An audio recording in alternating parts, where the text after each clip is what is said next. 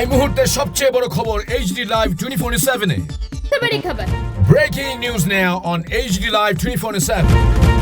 মাটির ট্রাকের কারণে বেহাল দশায় পরিণত বৃদ্ধনগর থেকে আরকে নগর যাওয়ার রাস্তা মেরামতের দাবি জনতার। মাটি বহনকারী ট্রাকগুলির অতিরিক্ত যাতায়াতের কারণে বেহাল দশায় পরিণত বৃদ্ধিনগর থেকে কালীনগর হয়ে আরকে নগর যাওয়ার রাস্তা।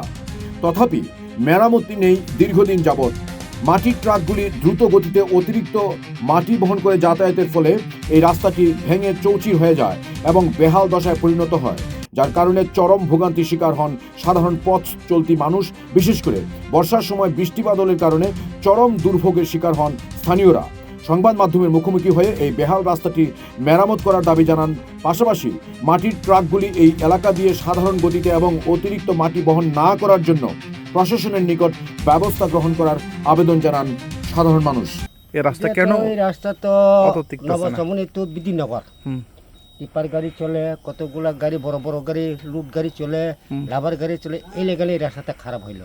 চলেছে। গাড়ি বেশি ক্ষতি করতেছে। মাটি গাড়ি না ইদি নিয়ে এসেরা এই এলাকায় জনগণ কেন আওয়াজ তুলেনি? কেউ তো তোলা তো নেই এখন তো। Bureau report HD Live 24/7।